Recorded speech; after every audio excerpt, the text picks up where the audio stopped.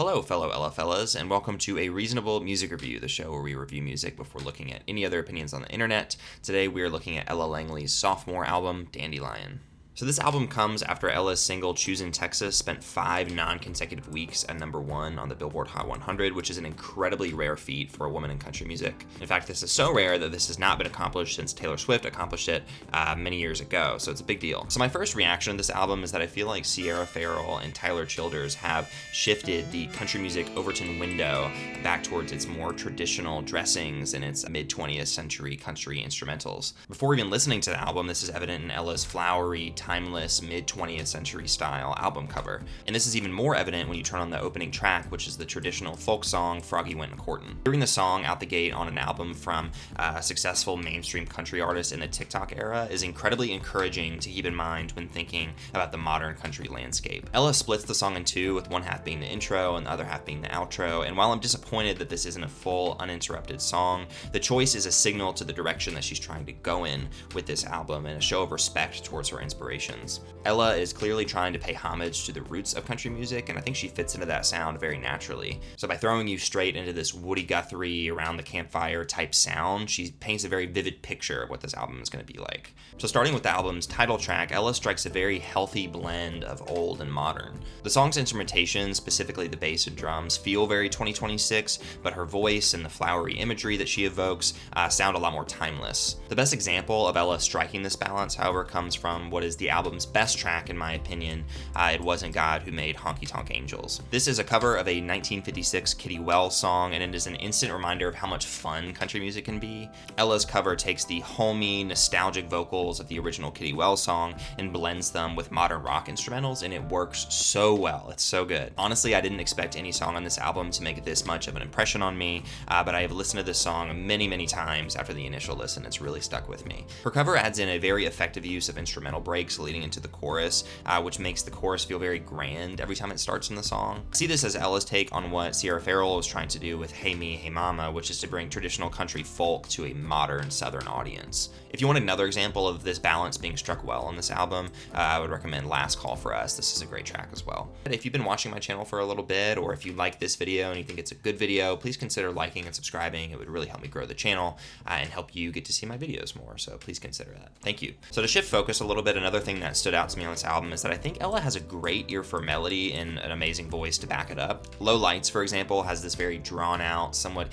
eerie melody that culminates in this very long vocal gap between low and lights, which was very captivating upon a first listen. If you stripped this song of its overtly country pieces, I could see this being a song that an Adele or an Olivia Dean might sing. Similarly, the chorus of Lovin' Life Again kicks off with this long descending walk down melody, which leads into the tagline of Lovin' Life Again, which makes the song a total earworm. And then Most Good Things Do, while definitely a more straightforward melody than the previous songs, is a great example of her ear for melody as well. And then these songs over here also have great melodies, very entertaining melodies, but these three were really the ones that stood out to me the most. But even though Most Good Things Do is a little bit more straightforward, one thing that it does have supporting it is a great chord progression, which is another general highlight of the album for me on some of the songs. First example of this comes on Dandelion again, where the progression gives the chorus this grand crescendo leading up to Dandelion, and then also this very unexpected walk down surrounding the fancy crystal vase lyric. And then We Know Us, on top of having a very slick bass line that's not as common in this genre,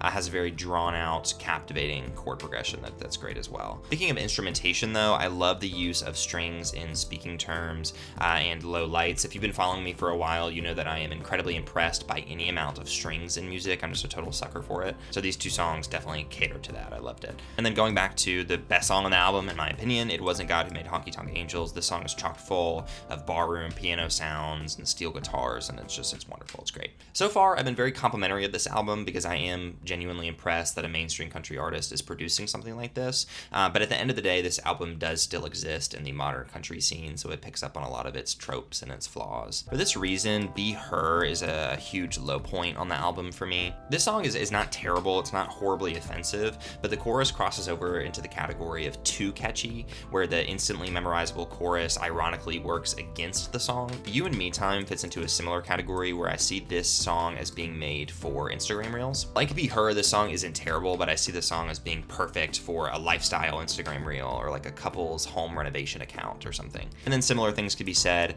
about Bottom of Your Boots and I Gotta Quit. It's kind of similar to like what I said in the Luke Combs video, where I see these as very just forgettable drinking songs. Once again, these songs are not terrible, but they're just incredibly forgettable and you've heard them dozens of times in country. And then there's also just some fluff on this album, primarily being Broken, Butterfly Season, and Something Simple. Broken's main crime is really just being uninteresting and boring, but Butterfly Season, while lyrically somewhat cute, just feels like a very dry and unnecessary excuse to feature Miranda Lambert. Like Miranda's only addition to the song is just 3 short lines in the second verse, before and after which Ella carries the entire track. It reminds me very vividly of Does to Me by Luke Combs, where Eric Church chimes in for like 2 words and then leaves, and then he's done. And I know that songs like these are really only designed to boost the attention on the album, but still, they just feel so lazy and pointless. Like, this song isn't a true collaboration. The song would be no different without Miranda Lambert. It's essentially just a marketing cameo. You know, it's weird. And then Something Simple, I've kind of odd feelings about. This song, Ella talks about her fame and how while she's appreciative of her success, she really just wants a simpler life.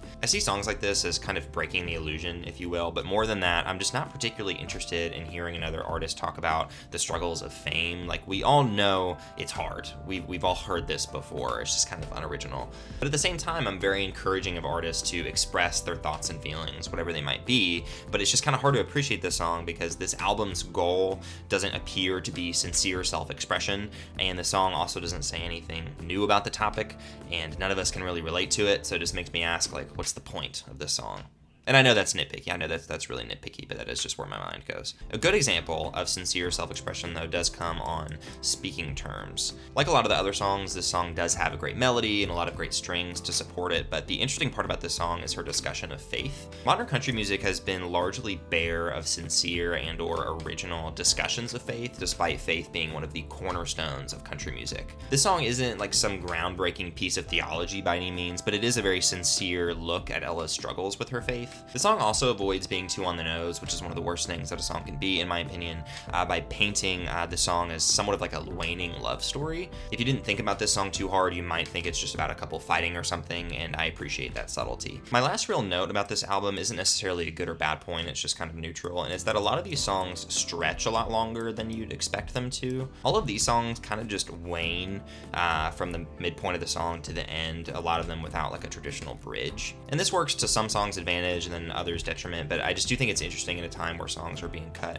shorter and shorter. The average length of the songs on this album are like 3.5 minutes, which isn't that long in the grand scheme of things, but in comparison to a lot of very concise modern pop songs, I just found that interesting. All in all, Dandelion did genuinely impress me in context to the modern country scene. Making this video and the Luke Combs video last week has honestly made me very optimistic about country music. Country music was genuinely an abomination for like 15 years, and that abomination is still lingering a little bit in the genre, but I think it's on its way out, right? And artists like Ella Langley are helping it get on its way out. With more albums like this and more progress, I could really see country one day winning back the approval and respect of the mainstream music scene. But time will tell. I guess we'll see. With that being said, thank you so much for watching. I hope you enjoyed, and I'll see you next time.